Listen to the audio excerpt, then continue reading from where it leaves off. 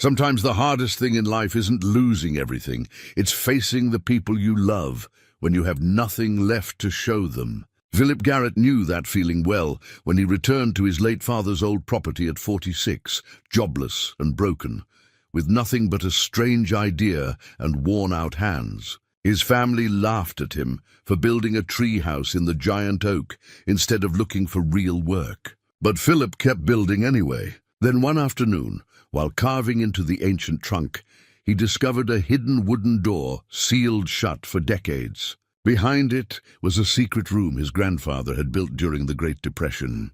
What he found inside changed everything. Before we continue, tell us where you're tuning in from, and if this story touches you, make sure you're subscribed, because tomorrow I've saved something extra special for you. Philip Garrett had always been good with his hands. That's what people said about him anyway, back when saying it meant something. Back when he had a job, a reputation, a reason to wake up in the morning beyond the simple fact that the sun had risen and another day demanded to be endured. Now, at 46, he sat on the sagging porch of his father's cabin and watched the morning light filter through the canopy of the massive oak tree that dominated the property. 8 acres of overgrown woodland in the hill country, 2 hours from anything resembling civilization, and a cabin that smelled like mildew and memories. This was what remained of his inheritance. This and the silence that came with failure. The layoff had happened 4 months ago. Senior master carpenter at Westfield Construction. 22 years of service, countless projects, buildings that would stand for generations bearing his craftsmanship, even if they'd never bear his name. None of it had mattered when the company restructured. The younger guys cost less. The corporate office in Dallas wanted to trim overhead. Philip had received a handshake, 2 weeks severance, and a speech about market conditions from a manager half his age who couldn't tell a miter saw from a coping saw. The savings had lasted 6 weeks. Then came the hard decisions. The apartment they couldn't afford. The meals that got simpler and scarcer.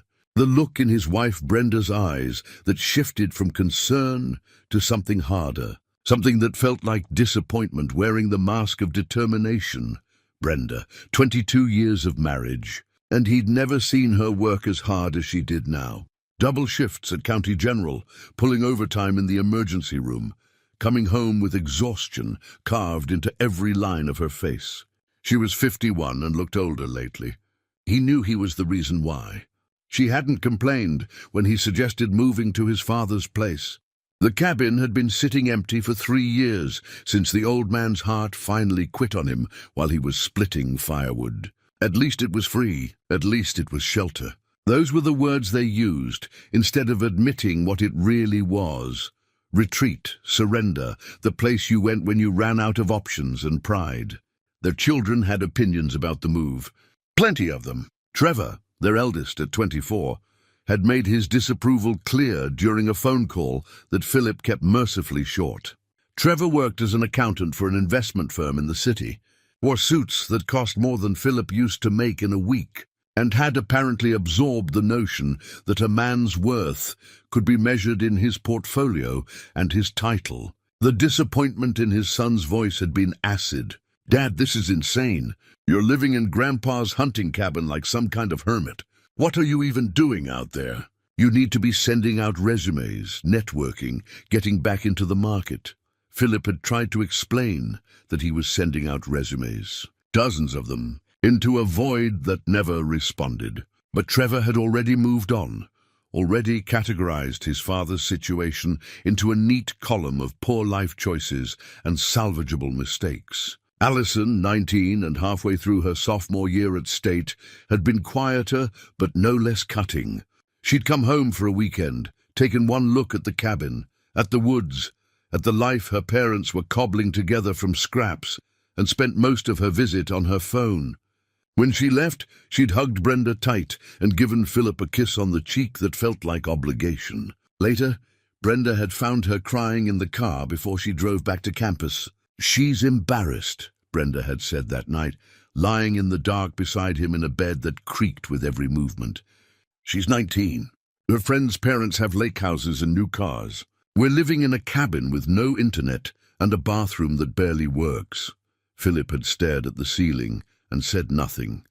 Because what was there to say? Yes, he'd failed. Yes, he'd let everyone down. Yes, he was the reason his daughter cried in parking lots and his son spoke to him like a problem to be solved. The oak tree had been here longer than any of them. 300 years, maybe more, his father used to say. The trunk was enormous, nearly 20 feet in circumference at the base, bark rough and deeply furrowed, branches spreading out like the fingers of some ancient giant reaching for the sky. Philip's father had loved this tree, had taken him climbing in it when Philip was young, pointing out the hollow places where animals nested, the way the branches formed natural seats and platforms. One day, his father had said more than once, we're going to build something special here, something that lasts.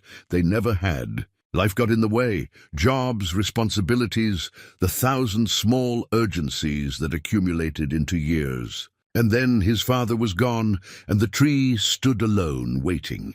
Philip noticed the hollow opening one morning during his second week at the cabin. He'd been clearing brush away from the base, trying to make the place look less like it had been abandoned to the forest. When he saw it, a space in the trunk large enough to step into, hidden behind a curtain of vines and decades of growth. The hollow extended deep into the trunk. He'd crawled inside with a flashlight, amazed at the space within. The heartwood had rotted away long ago, leaving a chamber easily 8 feet across, the walls solid and dry. Light filtered down from gaps high above where branches had broken away. It smelled like old wood and earth, not unpleasant, almost comforting. An idea took root, slow at first, just a whisper, then stronger. What if he built something here? Not just something, a treehouse. A real one, built partially into this hollow, extending out into the branches. Something his father had talked about but never made. Something that required every bit of skill Philip had spent decades developing. Something that had nothing to do with resumes or job markets or proving his worth to people who'd already written him off. He mentioned it casually at dinner 3 weeks into their stay at the cabin. Brenda had made spaghetti, stretching a pound of ground beef across 3 meals worth of pasta. Trevor had come by unexpectedly, bringing his fiancée Stephanie, and Allison was home for the weekend again. I've been thinking, Philip said, twirling pasta on his fork. That big oak out there, it has a hollow space in the trunk. Pretty substantial. I thought I might build a treehouse. Use the hollow as the foundation, extend it out into the branches. The silence that followed felt heavy. Trevor set down his fork. A treehouse. Dad, you need a job, Trevor said, his voice carrying that particular tone of patience stretched thin. Not a hobby? Not a project. An actual job with a paycheck. I'm looking for work, Philip said quietly. I look every day, but nothing's... Then look harder. Trevor's jaw tightened. This is getting ridiculous. You're living out here like you've given up. Building a treehouse. Seriously? What are you, 12? Allison wouldn't meet his eyes. Stephanie, whom Philip had met exactly twice, looked uncomfortable. Brenda didn't say anything at all. Later that night, after the kids had left and the dishes were washed, Brenda sat across from him at the small kitchen table. How long? She asked.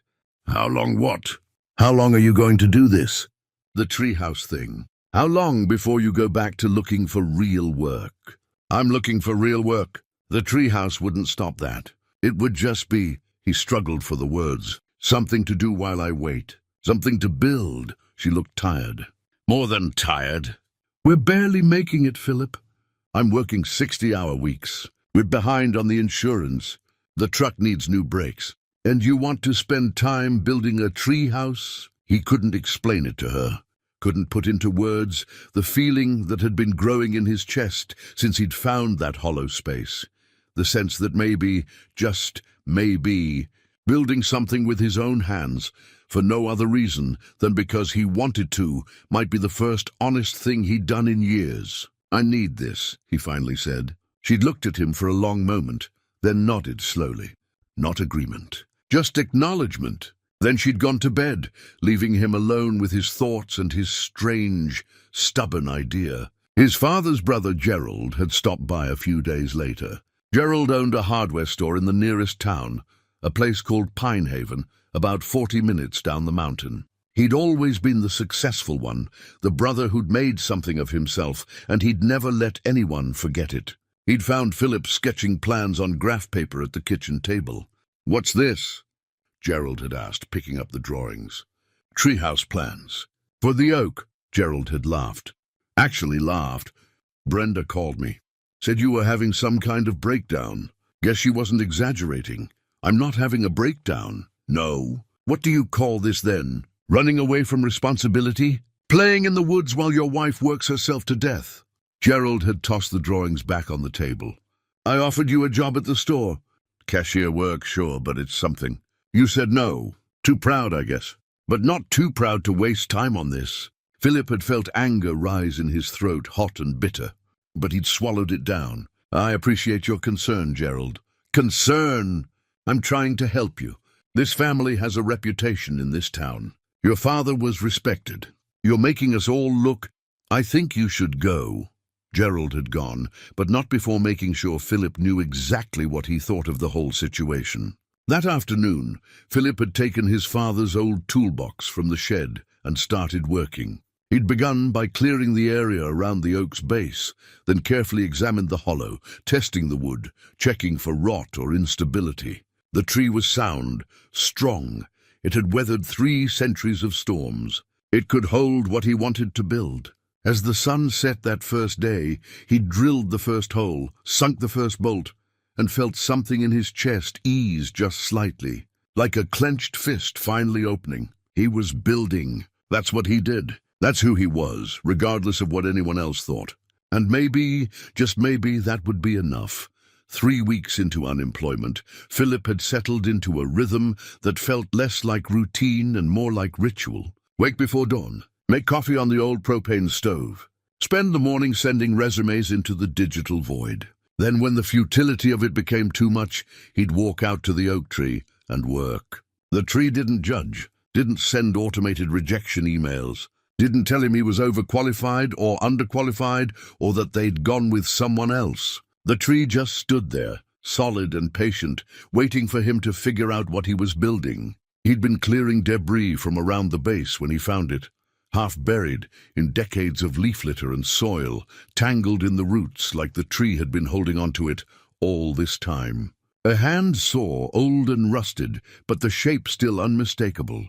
The wooden handle had weathered grey, but when he brushed the dirt away, he could see letters carved into it. W.G. Walter Garrett. His grandfather. Philip sat back on his heels, holding the saw like it might dissolve if he gripped too hard. He'd never known Walter. The man had died in 1965, years before Philip was born. But his father had talked about him, always with a particular tone in his voice, something between reverence and sadness. "Your grandfather could build anything from nothing," his father used to say. Depression hit, he lost everything. But he had his hands and his tools, and that was enough. He built half the houses in this county, 1 nail at a time. Philip turned the saw over in his hands. Imagined Walter using it. Imagined him working in these same woods, maybe even on this same tree.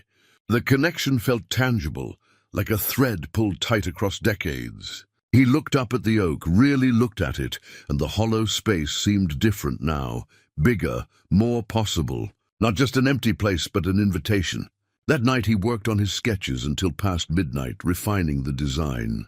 A platform built partially inside the hollow, using the tree's natural structure for support. Walls extending out, following the curve of the branches. Windows to catch the morning light. A door carved right into the trunk itself. It would take time. Careful work! Every skill he'd developed over 22 years of carpentry. He could do this. He knew he could. The next evening, the family gathered for dinner again. Brenda had made chicken and rice, stretching the meat thin. The conversation was sparse, careful, everyone avoiding the topics that mattered. Philip set down his fork and cleared his throat. "I'm going to do it," he said. "The treehouse. I'm starting this week." Trevor looked up from his plate. "Dad, we talked about this." "You talked. I listened. Now I'm telling you what I've decided." Philip kept his voice level. "I'll keep looking for work. I'll send out resumes every morning. But in the afternoons, I'm building."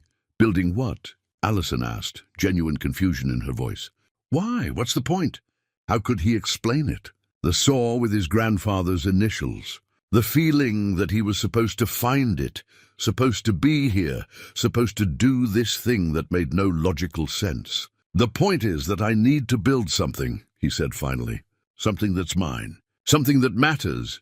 What matters is paying bills, Trevor said. What matters is being responsible. Brenda's voice cut through quiet but sharp.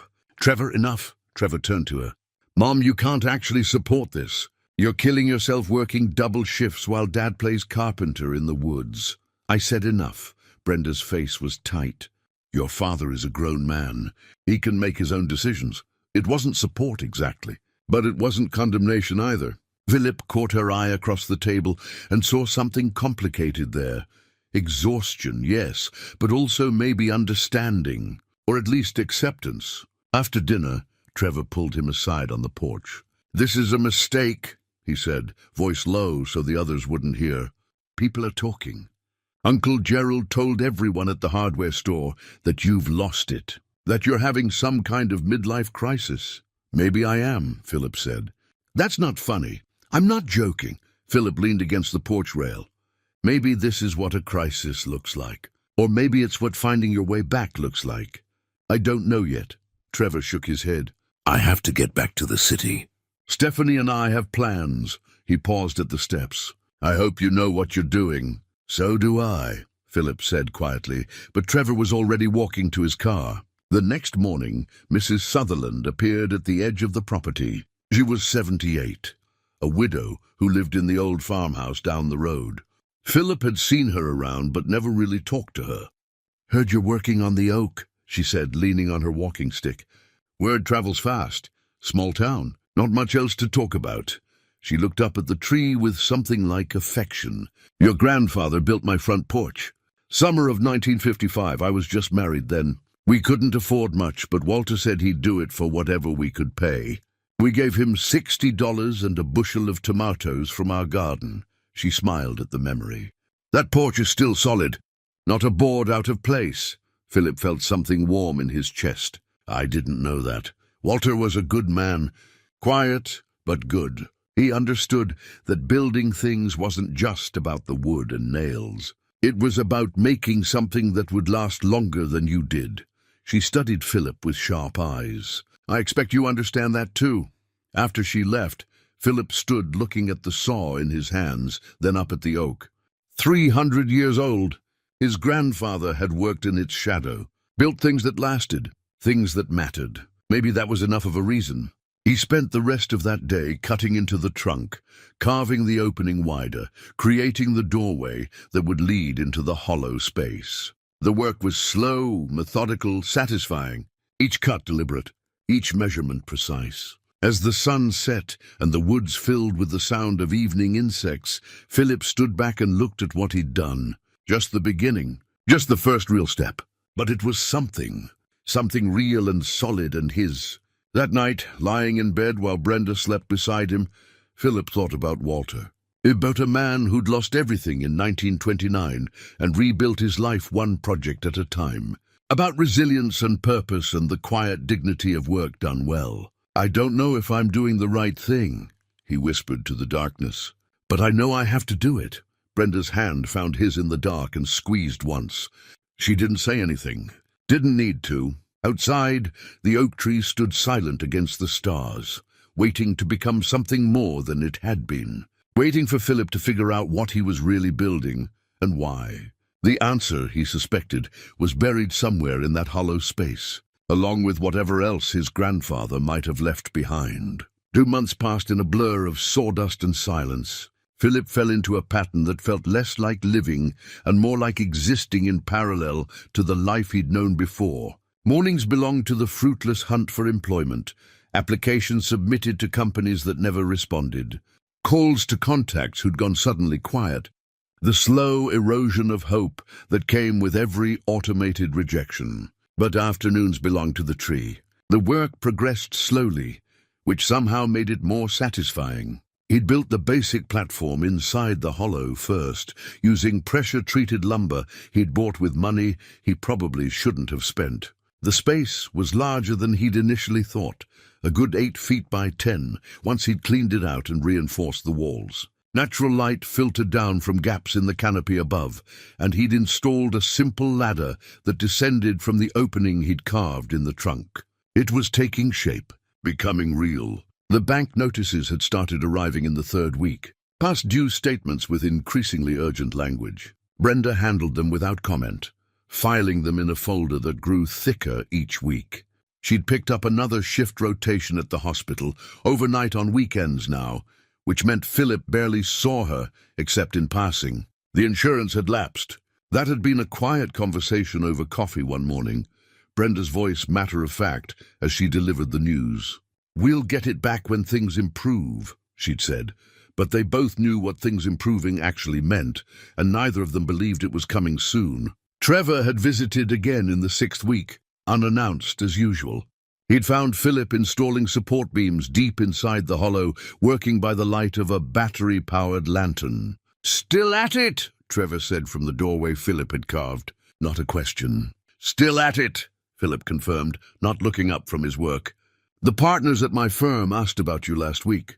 "About what you're doing out here?" Trevor's voice had an edge to it. "I didn't know what to tell them. You could try the truth." "Which is what, exactly? That my father is building a treehouse instead of supporting his family?" Philip set down his drill and finally looked at his son. 24 years old and already carrying the weight of certainty, the conviction that there was a right way to live, and his father had strayed from it. "Your mother is supporting this family just fine," Philip said quietly. "And I'm doing what I need to do. What you need to do is grow up." The words hung in the air between them like smoke. Trevor left without saying goodbye. That same afternoon, while Philip was working on interior supports, his drill bit caught on something unexpected. Not wood, something harder. Metal. He switched to a smaller bit and carefully worked around it until he could see what he'd hit. A brass compass, wedged tight in a crack in the trunk wall. Old. The surface tarnished dark, but when he worked it free and cleaned it with his shirt, he could make out an engraving on the back. "To Walter, find your way home, 1929. Philip sat on his half-finished platform, turning the compass over in his hands. 1929, the year the stock market crashed. The year the Great Depression began. His grandfather would have been 28, the same age Philip had been when Trevor was born. Young enough to still believe the world made sense, old enough to feel the full weight when it stopped making sense. Someone had given Walter this compass that year, a reminder maybe when everything else was falling apart. Find your way home. That evening, Philip drove into town to the small public library, waited his turn on one of their ancient computers, and searched for information about Walter Garrett. He found a few census records, an obituary from the local paper dated April 1965. Not much else. The past had a way of swallowing ordinary people whole, leaving barely a trace. But Mrs. Sutherland had remembered him, had remembered the porch he'd built. The next day Philip knocked on her door. She invited him in for coffee, and they sat in her kitchen while she told him stories. Walter had been quiet, she said, but kind. Had lost his small farm in 29, lost everything really, but refused to leave the county. Had taught himself carpentry and spent the next decade building for anyone who needed it, taking payment in whatever people could spare. Chickens, vegetables, labor traded for labor. He built during the worst of it, Mrs. Sutherland said, stirring sugar into her coffee. When other men were giving up, jumping off buildings in the cities, your grandfather just kept building. One board at a time, one nail at a time. Like if he stopped, he'd disappear. Philip thought about that on the drive back. About building as a way to remain visible, to matter, to leave marks on the world that said you'd been here and done something worth doing. Back at the Oak, he completed the interior room. 8 by 10 feet of solid workspace, surprisingly cozy, despite being inside a tree trunk. He installed reclaimed windows he'd found at a demolition site.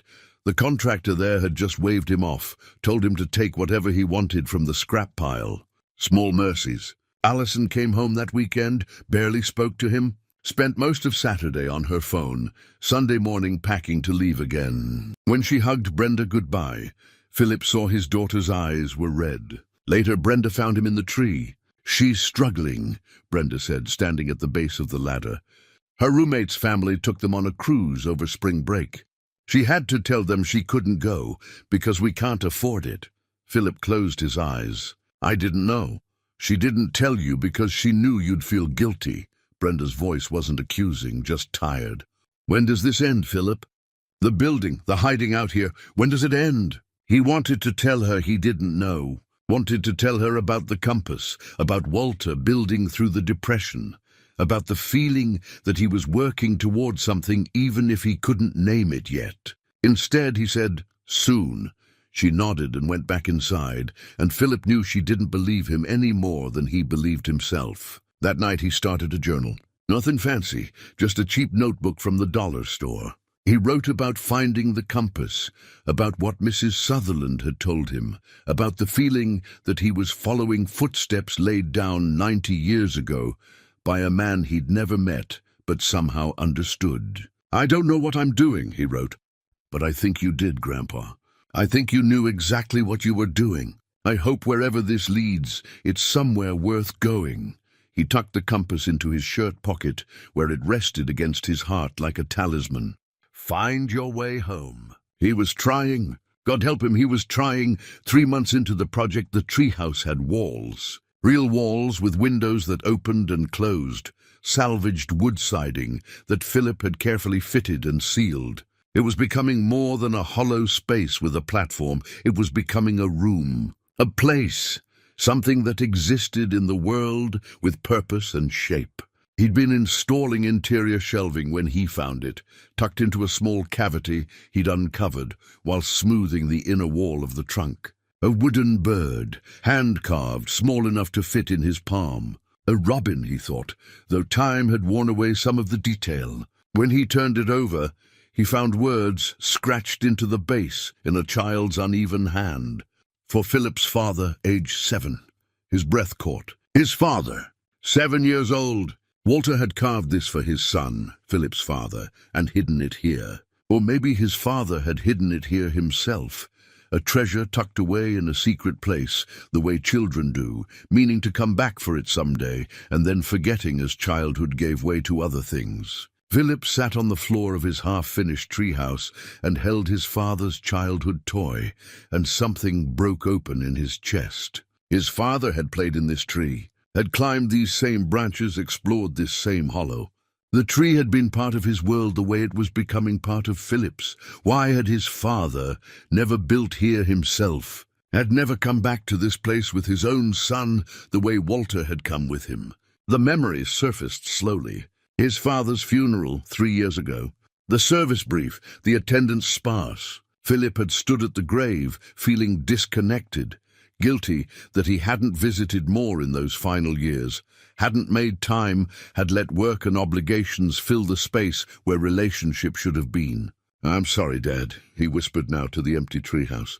"I didn't know this mattered to you. Didn't know you wanted this, but maybe that was the point. Maybe his father had wanted it and never done it, and now Philip was doing it for both of them, finishing something that had waited generations to be finished." That weekend, Trevor came by with Stephanie, timing the visit for when Philip would be working on the tree. They went straight to the cabin, spent an hour with Brenda, and left without coming to see what he was building. Brenda told him about it that evening while they ate leftover soup. "They're getting married in October," she said. "Stephanie's family is paying for most of it. Trevor wanted to know if we could contribute something, anything." Philip set down his spoon. "What did you tell him?" "That we'd do what we could." Her voice was flat, exhausted. "He's ashamed of us, Philip, of you. He made Stephanie park around back so the neighbors wouldn't see their car here." The words should have hurt more than they did. Maybe Philip had grown calluses against that particular pain. "I found something today," he said instead. "In the tree." He showed her the carved bird, told her about the inscription, watched her face soften as she held it, turning it over in her hands the way he had. "Your father never talked about this tree," she said quietly. "All the years I knew him, he never once mentioned it. Maybe it hurt too much. Maybe he left it behind when he left home and couldn't figure out how to come back to it. Brenda looked at him across the table. Is that what you're doing? Coming back to something? I think so. I'm just not sure what yet. She handed the bird back to him. Trevor's angry because he's scared. He sees you struggling and doesn't know how to help, so he gets angry instead. It's easier. I know, but he's not wrong that we're barely holding on. I know that too. She reached across and squeezed his hand. I'm not asking you to stop. I just need you to know that I can't keep doing this forever. The double shifts, the overtime. I'm 51 years old, and my body is starting to tell me things it didn't used to. I'll find something. I will. She nodded, but her eyes said she'd heard that promise before. The next week brought small mercies. Uncle Gerald stopped by, not to argue this time, but to tell Philip that people in town were talking. Not all of it bad. Old Pete Halverson mentioned your Walter's grandson, Gerald said, standing by the tree. Said Walter built his barn in 34, still standing, still solid. Pete asked me what you were building out here. What did you tell him? That I didn't know. That you'd lost your mind, probably. Gerald's mouth twitched. But he seemed interested. Said if you ever wanted work, he's got a shed that needs replacing. It wasn't much, but it was something. Mrs. Sutherland came by more often now, bringing lunch sometimes, sitting on an old folding chair and watching Philip work. She told more stories about Walter, about the Depression years, about how the community had survived by helping each other in ways that had nothing to do with money. Nobody had cash, she said one afternoon, but everybody had something. Skills, time, muscle. Walter had his hands and his knowledge. He gave those freely, and people remembered. Still remember, even now. A younger man showed up one morning, mid-30s, contractor's tan, wearing work clothes. He introduced himself as Felix Russo, said he'd heard about the Treehouse project from the guys at the lumber yard. I run a small crew doing renovation work, Felix said, walking around the oak, examining Philip's craftsmanship. This is solid work, really solid. Where'd you learn? 22 years in commercial construction. Master carpenter. No kidding. Felix looked at the treehouse with new appreciation. Listen, I get surplus materials from job sites all the time. Stuff that's going to get tossed. You want it, it's yours. Better it gets used than thrown away. Philip started to refuse. Pride, habit, the instinct not to take charity, but Felix held up a hand. Not charity. Professional courtesy. Good work deserves good materials. He handed Philip a business card. Call me when you need something. I'll see what I can do. After Felix left, Philip stood holding the card and feeling something he hadn't felt in months. Not hope exactly, but maybe hope's distant cousin. The sense that he wasn't completely alone in this strange thing he was doing. That night, he worked on the carved bird, carefully sanding away decades of grime, treating the wood to bring back some of its original color. When he was done, it looked almost new. A robin in mid-flight, wings spread, beak open like it was singing. He set it on the shelf in his treehouse room, next to the compass. Walter's gift to his son, now Philip's inheritance from both of them. Outside, the evening settled in cool and quiet. Philip lit the battery lantern and sat in the space he'd built, surrounded by walls he'd raised with his own hands, and felt something he couldn't quite name. Not peace, not yet, but maybe the beginning of it. 4 months into the project, autumn began creeping into the edges of summer. The tree house was nearly complete, walls finished, roof secure, windows installed and sealed. Philip had even run a small solar panel to power LED lights and charge his phone. The space felt solid, real, permanent in a way that contrasted sharply with the impermanence of everything else in his life. He was finishing the interior walls when his drill caught on something unexpected. Not metal this time, but wood, hollow-sounding, deliberate. He tapped along the trunk's inner surface until he found the edges. A board carefully fitted into the wall, designed to look like part of the tree itself. It took 20 minutes of careful prying to work it loose without damaging anything. Behind it, tucked into a carved-out space in the trunk, was a tin box. The box was old, rusted at the corners but still sealed tight. Philip carried it down from the tree and into the cabin, setting it on the kitchen table like it might explode if handled roughly. His hands shook slightly as he worked the lid open. Inside were photographs, dozens of them, brown and faded, but preserved well enough to make out faces. A young man and woman standing in front of the oak tree, Walter and his wife Constance, Philip guessed. The same couple in other photos, older now, with a small boy between them. Philip's father as a child. There were more. The family in different seasons, different years. Walter building something, hammer in hand. Constance hanging laundry. The boy climbing in the oak's branches, grinning at the camera. Beneath the photographs were letters, folded pieces of paper, some brittle with age, written in careful script. Philip opened one. "Dear Walter, thank you for the cabinets. They are beautiful and sturdy. We have no money now, but in spring we will have chickens, and you will have eggs for your kindness. God bless you." The Havisham family. Another letter. "Walter, you fixed our roof when we could not. Take these preserves, and know our family will not forget what you did. We are grateful." More letters, all similar. Thanking Walter for building things, fixing things, helping when help was needed. Payment offered in vegetables, labor, gratitude. Never money, because nobody had money. At the bottom of the box was a small ledger. Philip opened it carefully. Page after page of entries in Walter's handwriting, listing projects, dates, what he'd been paid. March 1933, built crib for Havisham baby. Payment, 1 chicken. April 1933, repaired Morrison porch. Payment, bushel of potatoes. June 1933, built bookshelf for widow Preston. Payment, her late husband's tools. The entries went on for years. Hundreds of projects, none of them paid for with actual money. All of them paid for with whatever people could spare, whatever they had to give. Philip sat at the table as the afternoon light faded, reading through his grandfather's accounting of the Depression years. This was Walter's legacy. Not wealth accumulated, not property acquired, but things built and people helped and community sustained when sustaining it seemed impossible. That evening, Brenda came home exhausted from a double shift. She found Philip still at the table, surrounded by photographs and letters. "What's all this?" she asked, dropping into a chair. He showed her, told her about finding the tin box, about what it contained. She picked up photographs one by one, studying the faces of people long dead, the tree in its younger days, the life that had unfolded in its shadow. "He was poor," she said finally. "Yes, but he wasn't, was he? Not really?" She held up one of the thank you letters. "Look at this. Look at how they talk about him. Like he was wealthy beyond measure."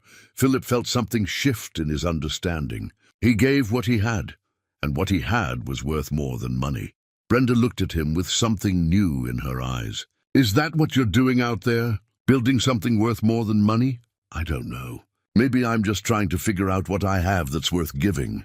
She reached across and took his hand. For the first time in months, her grip felt less like obligation and more like choice. "Maybe you're figuring out what we have." The next week, a small article appeared in the Pinehaven Gazette. Someone, Philip never found out who, had contacted the local paper about the Treehouse project. The article was brief, just a few paragraphs, but it told the story. Local man building tribute to his grandfather's Depression-era legacy, honoring family history through craftsmanship. The response surprised him. Mrs. Sutherland brought the paper by, grinning like she'd won something. "Half the town's talking about it," she said. "The old-timers, anyway. Pete Halverson called me this morning. Said his father used to talk about Walter Garrett like he was some kind of saint, but not everyone approved. Allison called that night, her voice tight with something between embarrassment and anger. "Did you have to talk to the newspaper?" she demanded. "I didn't talk to anyone. Someone else. It's online now. My classmates are seeing it. They're asking me about my dad, who lives in the woods building tree houses. Do you know how that sounds?" Philip closed his eyes. "I'm sorry you're embarrassed. I'm not—" She stopped. "I just don't understand why you're doing this. Why this matters more than getting a real job, more than helping Mom, more than anything else. It doesn't matter more. It just matters differently." She hung up without saying goodbye. Uncle Gerald showed up the next day, the newspaper folded under his arm. Philip expected another lecture, another speech about family reputation and responsibility. Instead, Gerald stood by the tree for a long time, saying nothing. Finally, I found a letter once, from Walter. After he died, going through Dad's things. Gerald's voice was quieter than Philip had ever heard it. It was about me. About how I was always chasing success, always needing to be the important one. Walter wrote that he worried I'd never figure out that building yourself up by tearing others down just leaves everybody shorter. Gerald, I've spent 30 years proving I'm better than everyone else. Better than my brother. Better than you. Building this big important life. He looked at the treehouse, then at Philip. But I don't have anything like that. Nothing I've built that'll outlast me. Nothing that means a damn to anyone but me. They stood together in silence, two men carrying their own versions of failure, their own forms of being lost. It's good work, Gerald said finally. Walter would be proud. After he left, Philip climbed back into the treehouse and sat among his grandfather's artifacts, the compass, the carved bird, the photographs, the letters. Evidence of a life lived deliberately, purposefully, in service to something larger than just survival. Maybe that was what he was building. Not just a treehouse, but proof that he could still create something meaningful. That his hands still worked. That he still mattered. Outside, the sun set through the branches, painting everything gold. 5 months in, and the treehouse was more than finished. It was refined. Philip had added small touches that elevated it beyond simple construction. Hand-carved trim around the windows. A built-in bench beneath the main window. Careful sanding that made every surface smooth to the touch. The space felt intentional, loved, permanent. He was organizing the interior one afternoon when he found it. Another hidden compartment, this one behind where the photographs had been stored. His fingers found the edge of something leather-bound, and when he worked it free, he held a journal. The cover was worn soft with age, the binding fragile but intact. On the first page, in careful script, property of Walter Garrett, 1930. Philip carried it down to the cabin and spent the rest of that day reading. The entries started simple, lists of projects, materials needed, work completed. But as the depression deepened, Walter's writings became more reflective, almost philosophical. Philip found himself reading passages multiple times, feeling his grandfather's words speak directly across the decades. September 1931. Built fence for the Murphy farm today. They paid me with a side of beef. Martha will be pleased. More than the meat, though, I'm pleased to have built something solid. When everything else is falling apart, a good fence stands. A man needs to build things that stand. January 1932, 10 degrees today. No work, no prospects. Money gone. Sat in the barn and considered whether continuing was worth the effort. Then remembered the crib I built for the Havisham baby last year. Saw the child in town last week, healthy and growing. That crib will hold more children, maybe grandchildren someday. I built something that will outlast me. That has to count for something. Philip's throat tightened. Walter had been there, in that dark place where continuing seemed harder than stopping. And he'd found his way through by remembering what his hands had made, what he'd contributed. March 1933. A man came to me today, asked me to build kitchen cabinets. Said he had no money, only potatoes from his cellar. I took the potatoes, built the cabinets. Realized something while working. A man isn't measured by what he earns, but by what he builds that outlasts him. The cabinets will be there when both of us are dust. That's wealth of a different kind. The entries continued through the years. Walter documenting not just what he built, but why it mattered. How it connected him to his community, to his family, to something larger than his own survival. One entry from 1935 stopped Philip cold. Today I built a crib for the Havisham baby. They paid me with a chicken and gratitude.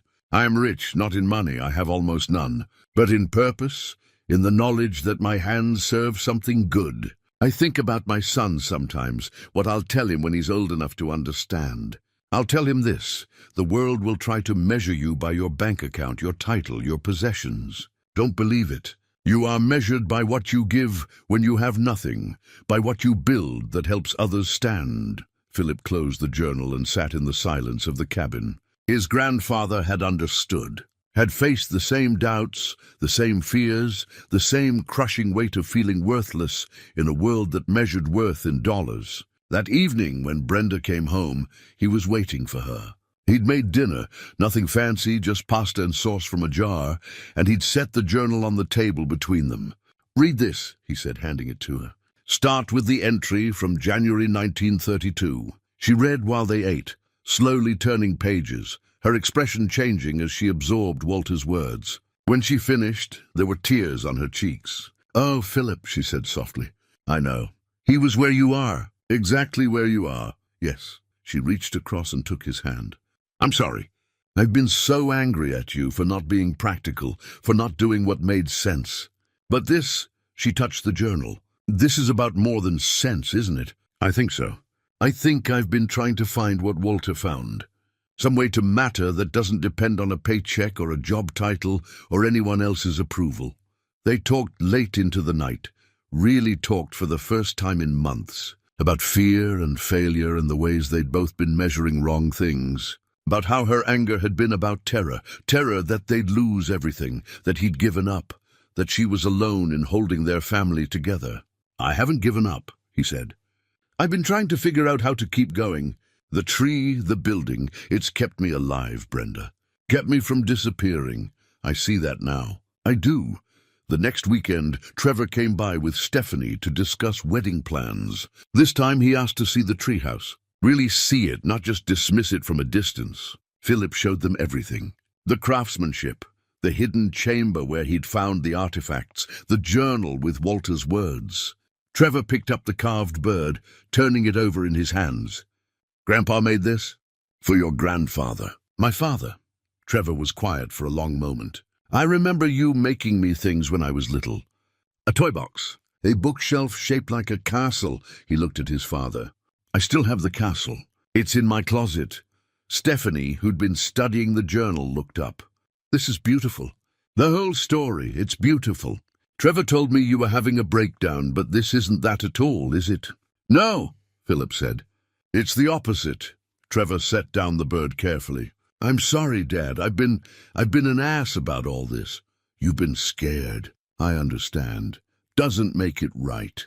Trevor looked around the treehouse. "This is really good work, like professional quality. I was a professional for 22 years. I know.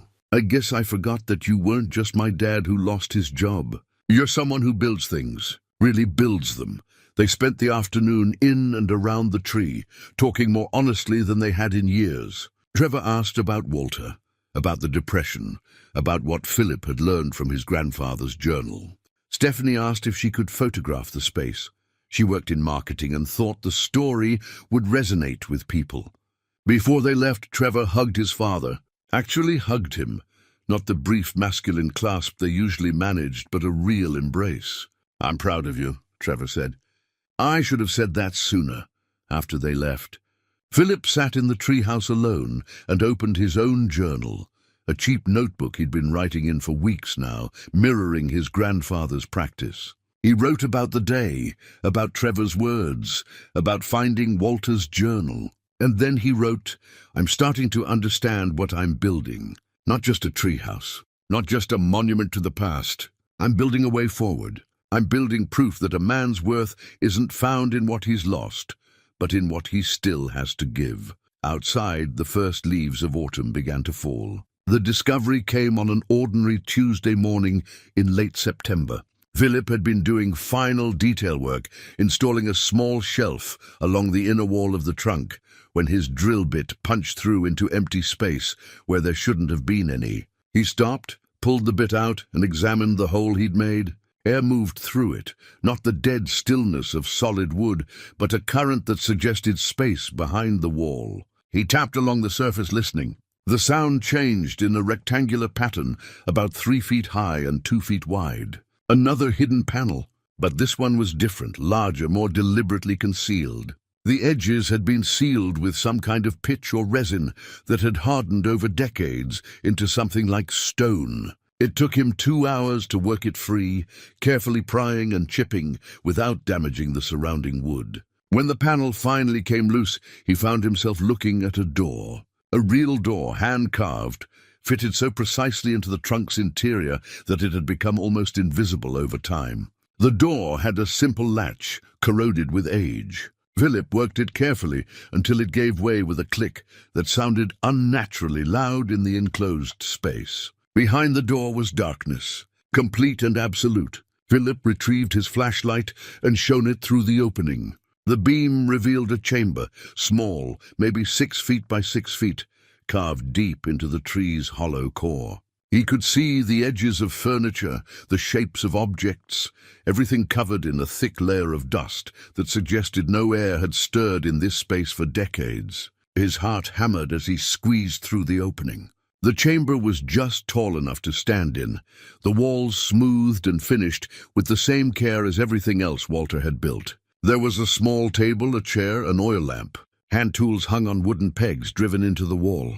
Toys, wooden animals, a small train, a doll, lined one shelf. And on the table, propped against the wall, was an envelope. The paper was yellowed but intact, protected from moisture by the sealed nature of the space. Written across the front in Walter's careful script, "To whoever finds this room." Philip's hand shook as he picked it up. He carried it back out into the main treehouse space, where the light was better, sat down on his built-in bench, and opened it. The letter inside was dated April 1936. "To whoever finds this room, if you're reading this, you've done what I hoped someone would eventually do. You've built something in this tree. You've seen its potential and made it real. That tells me something about you. It tells me you understand that building is more than putting boards together. It's about creating something that matters. I want to tell you why this room exists. In the spring of 1932, I climbed up into this tree with a rope and serious intentions. The Depression had taken everything from me. My farm was gone, sold for debts I couldn't pay. My savings were worthless. I had a wife and a young son, and I couldn't provide for them. I couldn't see a way forward that didn't involve more loss, more failure, more of the crushing weight of being a man who'd let his family down. I stood on a branch with that rope, and I looked out over this land that used to be mine, and I thought about how much easier it would be to just stop, to let go, to not have to face another day of not being enough. But then I looked at the tree itself. 300 years old, people said. It had weathered storms and droughts and fires and kept growing, kept standing, and I thought about what it took to stand for 300 years. Not strength that never breaks, but the kind of strength that bends and holds and endures. I came down from that branch, put the rope away, and I started building. First I built this secret room deep in the tree's heart, a place that was mine where I could go when the weight got too heavy. Then I started building other things. Furniture for neighbors who couldn't pay, houses for people who had nothing, barns and sheds and cabinets and cradles. I built because building gave me a reason to stand. Every project was proof that I could still create something good in a world that had gone bad. Every finished piece was evidence that my hands still worked, that I still had something to offer.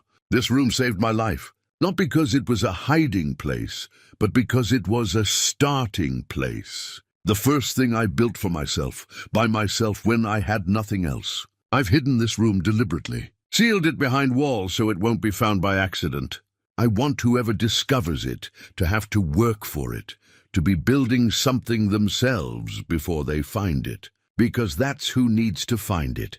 Someone who's building, someone who's trying, someone who understands that the act of creation is sometimes all we have to hold on to. If you found this place, you found yourself at the beginning of something, even if it doesn't feel like it yet. You're building not just with wood and nails, but with hope and determination, and the stubborn refusal to disappear.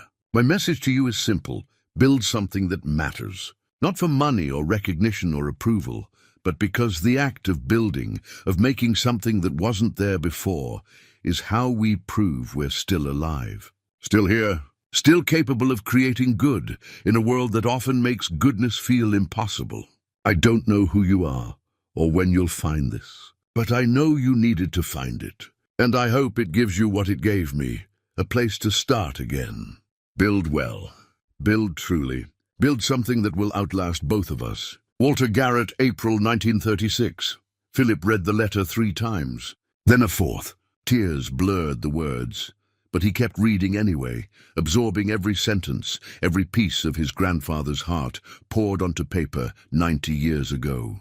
Walter had stood where Philip stood, had felt what Philip felt, had contemplated ending it all because the weight of failure seemed heavier than the effort of continuing. And this room, this secret chamber hidden in the heart of the tree, had been his salvation. The first step back from the edge, the beginning of rebuilding a life from absolute ruin.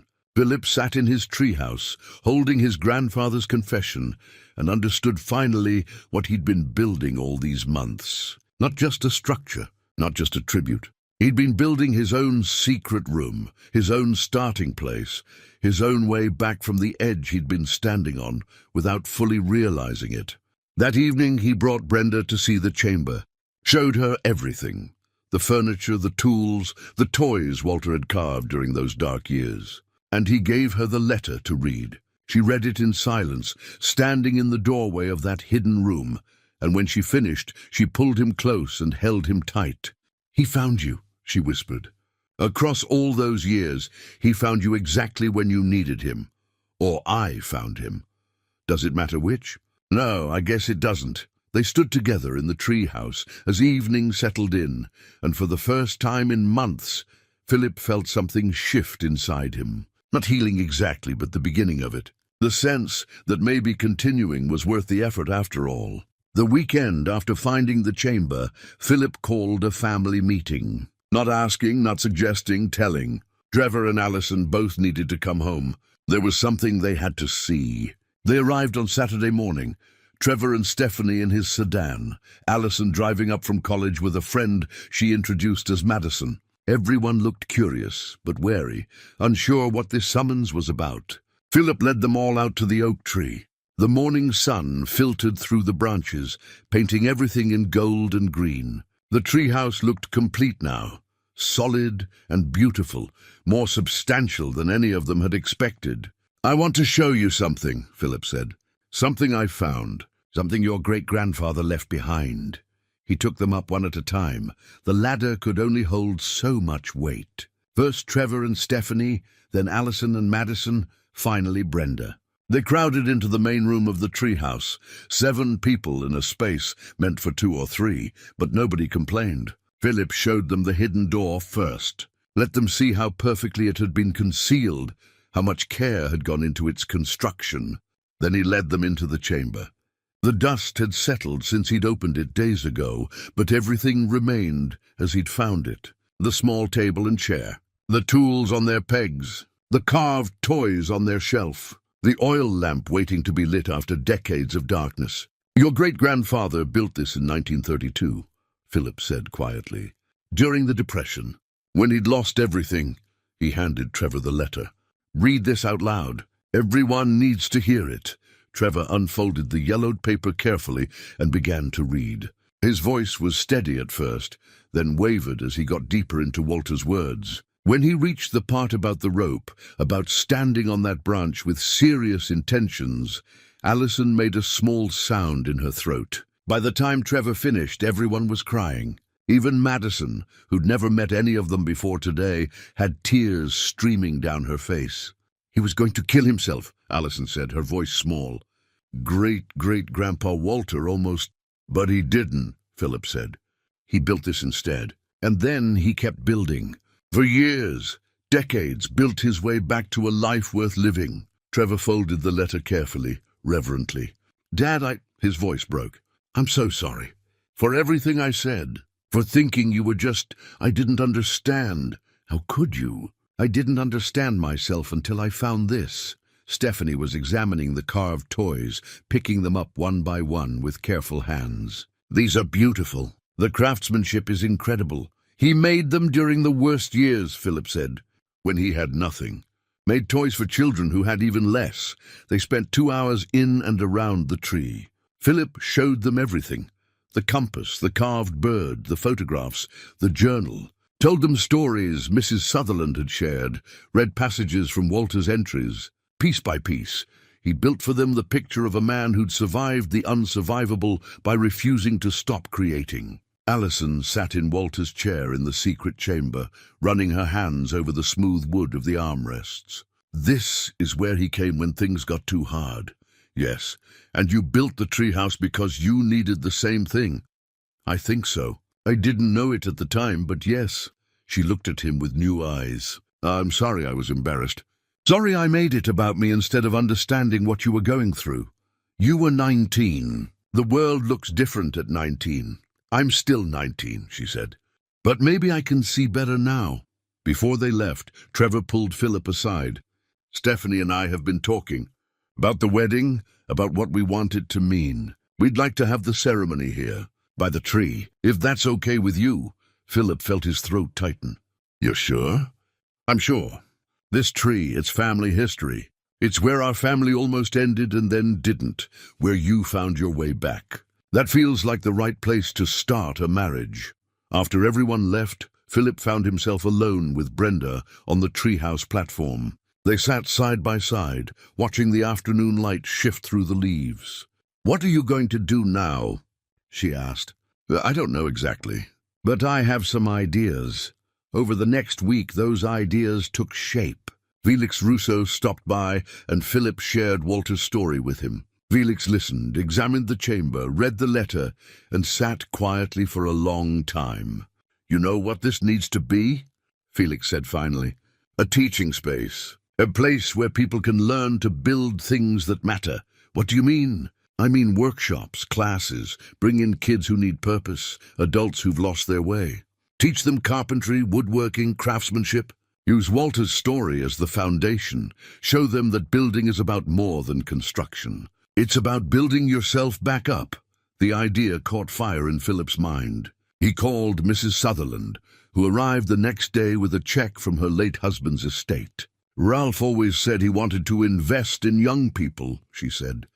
This seems like exactly the kind of thing he'd support. Within days, a plan emerged. They'd call it the Walter Garrett Workshop. Open it to anyone who needed it, at-risk youth, unemployed adults, anyone searching for purpose or direction. Philip would teach, with Felix helping on weekends. They'd use the property, the treehouse, the secret chamber as both classroom and inspiration.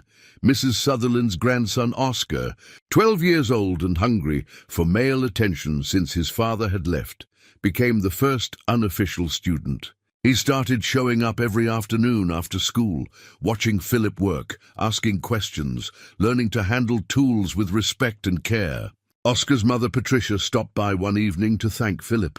He talks about you constantly, about building things, about Walter's story. You've given him something I couldn't, a sense that creating matters more than consuming.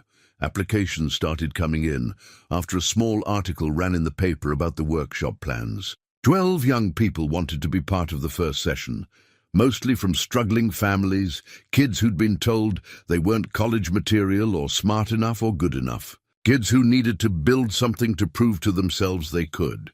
Uncle Gerald surprised everyone by donating tools from his hardware store, surplus inventory, old stock, professional-grade equipment he'd been meaning to clear out. He helped Philip organize them in the shed, setting up workstations, creating a real workshop space. I was wrong about you, Gerald said while they worked.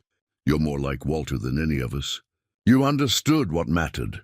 The week before the first workshop session, a local news station called. They wanted to do a story about the project, about Walter's legacy, about turning personal crisis into community benefit. Philip agreed reluctantly, knowing the exposure might help, but uncomfortable with the attention. The interview aired on a Thursday evening. Philip told Walter's story, showed the chamber, explained the workshop's purpose. The response was overwhelming. Donations, volunteers, more applications from young people who wanted to learn. That night, Philip sat alone in the secret chamber where his grandfather had once contemplated ending his life, and instead chose to begin again. He held Walter's letter in his hands and spoke to the darkness. I think I understand now, Grandpa. You weren't just building furniture and houses. You were building hope, yours and everyone else's, and now I get to do the same. Outside, the oak tree stood strong against the autumn sky, waiting for what would come next. The morning of the first workshop session, Philip woke before dawn with his stomach tied in knots. He lay in bed, listening to Brenda's breathing beside him, and wondered if he'd made a terrible mistake. What did he know about teaching? What made him think he could help these kids when he couldn't even help himself? Brenda's hand found his in the darkness. "You're awake, can't sleep. Nervous? Terrified?" She squeezed his hand. "You've already done the hardest part. You built something from nothing when you had every reason to quit. That's what you're teaching them, not carpentry, but how to keep going when everything says stop." He got up at 5:30 and made coffee, his hands steadier once he had something to do. By 7 he was at the oak tree, arranging workstations, double-checking that he had enough materials, enough tools, enough of everything. Felix showed up at 7:30 with boxes of safety equipment, goggles, gloves, dust masks. "You're going to do great," Felix said, reading Philip's anxiety. "Just remember, they're here because they need this. Same as you needed it. The students started arriving at 9, 12 of them ages 14 to 19, a mix of backgrounds and circumstances. Some came with parents who waited in cars, watching nervously. Others arrived alone on bikes or on foot. Oscar was first, grinning and eager, already claiming a workstation. A girl named Sophie came next, 16 and quiet, avoiding eye contact. 2 brothers, Marco and Vincent, arrived together, both sullen and suspicious. More trickled in, Casey, Brielle, Nolan, others whose names Philip tried frantically to memorize. The last to arrive was a boy about 16, Latino. With a court-mandated attendance form, he thrust at Philip without making eye contact. The form said his name was Luca Mendez. His expression said he'd rather be anywhere else. When everyone was settled, Philip stood in front of them feeling more exposed than he'd felt in his life. 12 pairs of eyes watching him, waiting, judging. He'd prepared a speech about safety procedures and workshop rules, but looking at their faces, some hopeful, some defiant, all of them guarded, he knew that wasn't what they needed to hear. "My name is Philip Garrett," he said. 6 months ago I lost my job. 22 years as a carpenter, and it didn't matter. I was out. Used up, done. That got their attention. A few sat up straighter. I came out here to my father's old property with nothing. No prospects, no plan, just the weight of feeling like I'd failed everyone who mattered. My wife, my kids, myself. He gestured to the oak tree. And I started building in that tree because I needed to remember I could still build something. Anything. He told them about finding the hollow space, about discovering Walter's artifacts one by one, about the compass and the carved bird and the journal, about the secret chamber and the letter that changed everything. My grandfather stood in this tree in 1932 with a rope, ready to end his life, because he'd lost everything, Philip said quietly. But instead of ending it, he started building. And he built his way back to a life worth living. The silence was complete now. Even Luca had stopped looking at his phone. That's what this workshop is about. Not just learning to use tools or build birdhouses. It's about learning that creating something, anything, is how we prove to ourselves that we matter, that we're still here, that we can make something good even when everything feels bad. He showed them the chamber, took them inside in small groups so everyone could see where Walter had hidden his pain and turned it into purpose. Let them hold the artifacts, read passages from the journal. Watched their faces change as they understood that this wasn't just a carpentry class, this was something deeper. When they were all back at their workstations, Philip introduced the first project, a simple birdhouse. Basic cuts, simple assembly, but room for creativity in the design. The goal isn't perfection, he said. The goal is completion, making something that didn't exist before you started, something that will last after you're gone. He circulated among the stations as they worked, offering guidance, correcting technique, encouraging effort. Oscar was a natural, his hands steady and sure. Sophie worked slowly but precisely, measuring everything twice. The brothers Marco and Vincent competed with each other, trying to work faster, better. Luca struggled. His cuts were uneven, his measurements off. After 20 minutes, he threw down his saw with enough force that everyone stopped to look. "This is pointless," Luca said, his voice tight with frustration. I'm not good at anything. This is just another thing I'm going to fail at. Philip walked over slowly, pulled up a stool, sat down next to Luca's workstation. The other students pretended to keep working, but were clearly listening. 3 months ago, I applied for a job at a lumber yard, Philip said. Stocking shelves. Minimum wage. They didn't even call me back. I had 22 years of professional experience, and I couldn't get hired to stack 2x4s. Luca glanced at him sideways. I sat in my truck in that lumberyard parking lot and cried like a child, Philip continued. Because I felt exactly like you just said, like I wasn't good at anything. Like I was going to fail at everything I tried. So what did you do? I went home and kept building. Not because I thought I'd suddenly get good at it, but because not building meant giving up. And I wasn't ready to do that yet. He picked up Luca's partially assembled birdhouse. This isn't perfect, but you know what? Mine wasn't either. The first cut I made on that treehouse was crooked. Had to redo it 3 times. Walter's journal talks about projects he messed up, pieces he had to rebuild. Nobody starts out good at this. You just start. Luca looked at the birdhouse, then at Philip. Something shifted in his expression. Not hope exactly, but maybe the possibility of hope. Can you help me fix it? I can. But first I need you to pick up that saw you threw. Luca picked it up, and Philip showed him how to adjust his grip, how to let the saw do the work instead of forcing it. They worked together for the next hour, Philip's hands guiding Luca's, until the pieces started fitting together properly. By afternoon, everyone had made progress. The workshop was loud with the sounds of sawing and hammering, punctuated by laughter when someone made a mistake, by small celebrations when pieces fit together correctly. Oscar helped the younger students, natural teacher already emerging. Sophie's birdhouse was taking shape with elegant simplicity, and Luca's was coming together. Rough still, imperfect but real, something he was making with his own hands. When the session ended at 4, the students were reluctant to leave. Several asked when the next meeting was, if they could come back sooner. Luca stayed late, working on sanding his birdhouse smooth. When he was finally ready to go, Philip stopped him. "Hold on," he said, and went into the treehouse. He came back with the carved robin Walter had made for Philip's father. "This was made by my grandfather during the Depression," Philip said, placing it in Luca's hands. "When he had nothing. He made it anyway, because creating something beautiful mattered more than the circumstances he was creating it in." Luca held the bird like it might break. "I can't take this. You're not taking it. I'm giving it to you, with one condition. Someday when you're ready, you make something for someone else. Pass it forward." Luca's eyes were wet. He nodded, unable to speak, and carefully tucked the bird into his jacket pocket. After everyone left, Philip stood in the workshop space, surrounded by scattered sawdust and half-finished projects, and felt something he hadn't felt in months: purpose.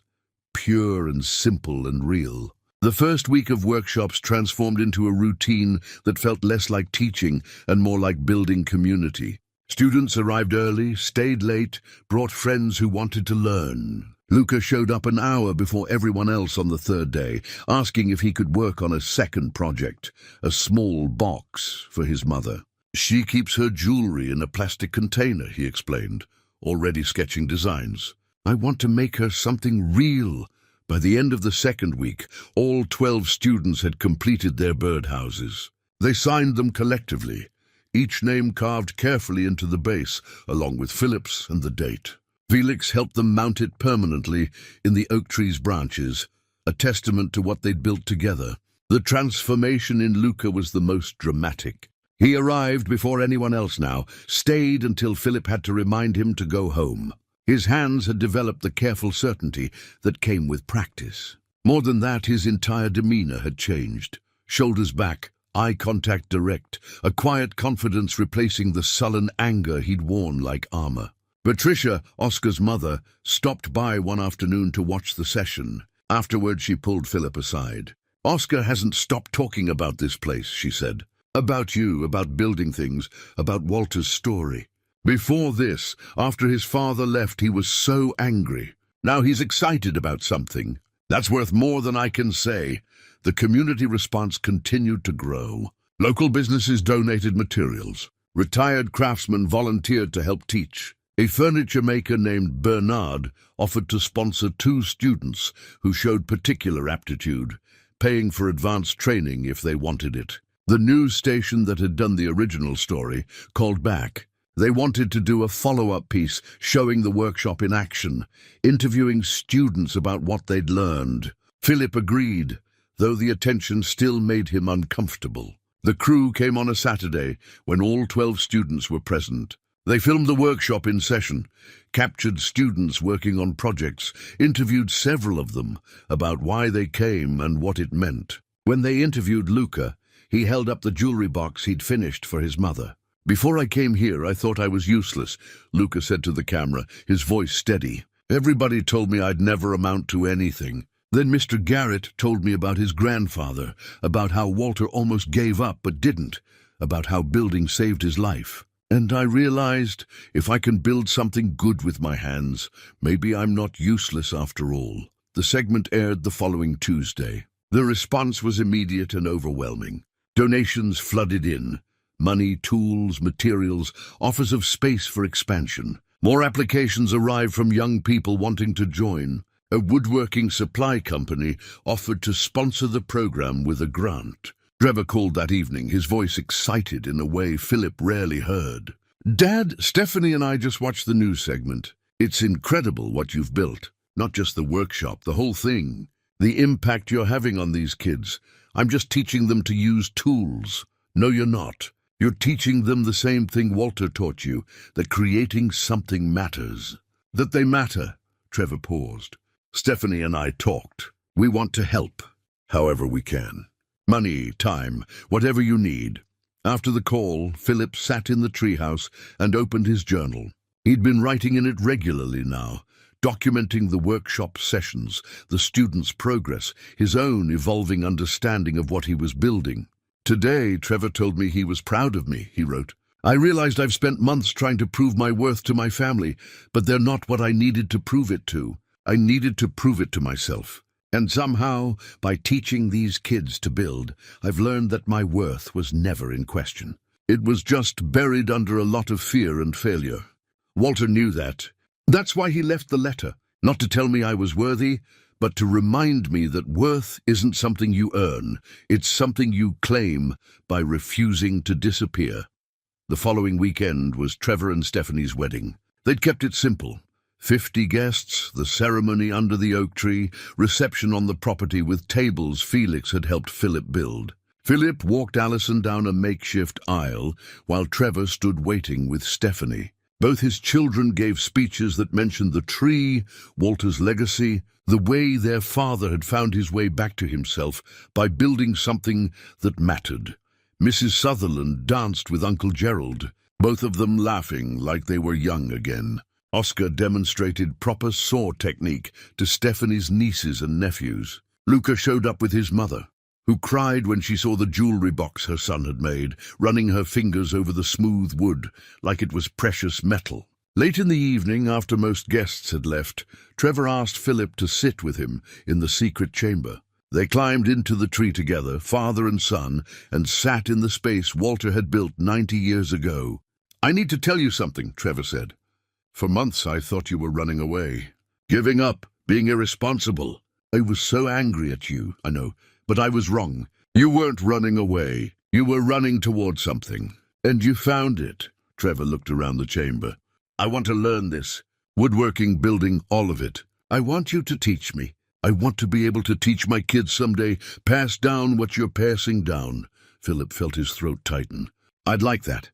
And Dad, I'm sorry for not understanding sooner, for making you feel like you had to prove something to me. You were scared. I understand that now." They sat in comfortable silence, 2 men bridging the gap that fear and misunderstanding had carved between them. Later, after Trevor and Stephanie had left for their honeymoon, after the last guests had departed, Philip stood alone on the treehouse platform. Brenda found him there, wrapped her arms around him from behind. "You did it," she said softly. "Did what?" "Found your way home." He thought about the compass inscription, about Walter's journey from the edge of despair to a life of purpose. about his own journey from unemployment and shame to this moment, standing in a treehouse he'd built with his own hands, having just watched his son get married under a tree that held 3 generations of family history. "I think I did," he said. Finally. Below them, the workshop space was quiet, but ready for Monday's session. 12 students would arrive, eager to build, and Philip would be there to teach them, passing forward what Walter had passed to him. The oak tree stood strong against the night sky, holding them all. 6 months later, autumn had returned. The oak tree blazed with color, its leaves painted gold and crimson against a clear October sky. The workshop had grown beyond anything Philip had imagined that first uncertain morning. 2 full cohorts had graduated now. 24 young people who'd learned not just carpentry, but something deeper about their own capability and worth. Luca had been hired as an assistant instructor, helping new students the way Philip had helped him. He'd applied to trade school with a carpentry focus, earned a scholarship funded by Bernard's Furniture Company. When he worked with struggling students now, Philip saw echoes of himself, patient, encouraging, understanding that building things was really about building confidence. Oscar had completed his first major project, a bookshelf for his mother, solid oak with hand-carved details along the edges. Patricia had cried when he presented it to her, and Oscar had stood taller than Philip had ever seen him stand. The local builder who'd offered Philip work months ago had come through. Small jobs at first, custom cabinets, built-in shelving, restoration work on historic homes. Word spread about his craftsmanship, and steadier work followed. Not wealthy work, but enough. Enough to ease the pressure, to let Brenda cut back her hours, to pay bills without panic. Their marriage had shifted too, not healed completely. Some wounds took longer than 6 months, but moving in that direction. They talked now in ways they hadn't in years, laughed together, made plans that extended beyond just surviving to the next month. Trevor and Stephanie visited regularly. Trevor had started learning woodworking, coming out on weekends to work alongside his father. He was clumsy still, impatient with his own mistakes, but determined. Last week he'd completed a small table for their apartment, simple but solid, built with his own hands. "Stephanie's pregnant," Trevor told Philip one Saturday while they were sanding table legs. "We found out yesterday." Philip had stopped working, looked at his son. "You're going to be a father. Terrifying, right?" Trevor smiled. "But I keep thinking about what you've taught me. About Walter, about building things that last. I want to teach our kid that. Want them to know that their worth isn't in what they earn or own, but in what they create and give." Alison had changed her major to education, inspired by watching her father teach. She'd started volunteering at the workshop 1 weekend a month, helping younger students, discovering she had her father's patience and her great-great-grandfather's commitment to helping others find their way. On a crisp morning in late October, Philip sat in the secret chamber with a new leather-bound journal. He'd bought it specifically for this purpose, to begin his own record, his own message to whoever might find it decades from now. He dated the first page and began to write. "To my grandchildren, and to whoever else finds this room, my name is Philip Garrett. I'm the grandson of Walter Garrett, who built this chamber in 1932 when he'd lost everything. I found his letter 6 months ago, and it saved my life the way building this room saved his. I want to tell you what I've learned, so you'll know it when your own time comes to need it. Worth isn't measured in dollars or titles or possessions. It's measured in what you build when you have nothing, in what you give when giving seems impossible, in what you create that helps others find their way. My grandfather built furniture for people who couldn't pay him. I built a workshop for people who needed purpose. What will you build? What will you create that matters more than the creating itself? When everything falls apart, and it will, in ways you can't predict, remember this: you are not what you've lost. You are what you choose to do with your hands and your heart, when loss would be easier than continuing. Build something, anything. Build it carefully and honestly, and with the understanding that the act of creation is how we prove we're still alive. Still here, still capable of making good in a world that makes goodness feel impossible. This tree has stood for 300 years. It will stand for 300 more. It has weathered storms that would have destroyed lesser things, and it endures not through strength that never breaks, but through roots that go deep and branches that bend without breaking. Be like this tree. Root yourself in what matters. Bend when you must, but stand, always stand. Your great-great-grandfather taught me this. Now I'm teaching it to you. Someday you'll teach it to someone else. That's how legacy works. Not through money inherited or property passed down, but through wisdom shared and purpose discovered, and the stubborn refusal to let darkness win. Build something that matters. Not for recognition or reward, but because building is how we become fully human. I love you, though I may never meet you. The fact that you're reading this means you needed to find it. I hope it gives you what Walter's letter gave me, a reason to keep going. Build well. Build truly. Build something that will outlast us all. Philip Garrett, October 2025. He closed the journal and placed it on the shelf next to Walter's, 2 generations of wisdom waiting for whoever would need it next. Then he carefully closed the chamber door, not sealing it but protecting it, keeping it safe for the future. Outside, voices drifted up from below. Students arriving for the morning session, eager and loud with the energy of young people who discovered they could create. Philip climbed down from the treehouse and found them gathered around the workshop space. 15 this session, more than ever before. Luca was already helping them set up, demonstrating proper tool handling with the easy confidence of someone who'd found his place. Oscar was showing a new student how to read a tape measure. The morning sun caught the sign Felix had helped mount at the property entrance. The Walter Garrett Workshop. Build something that matters. Brenda appeared from the cabin with a thermos of coffee, kissed Philip's cheek, squeezed his hand. They stood together watching the students work, watching the legacy unfold in real time. Your grandfather would be proud, she said. I think so. I hope so, she smiled. I know so. The oak tree stood strong above them all, its branches reaching for the sky, its roots running deep into earth that had held it for 3 centuries. In its heart, hidden chambers held the stories of men who'd built their way back from the edge. And around its base, a new generation learned the old lesson, that creating something good was how you proved you mattered. Philip Garrett had found his way home, and in finding it, he'd built a path for others to follow.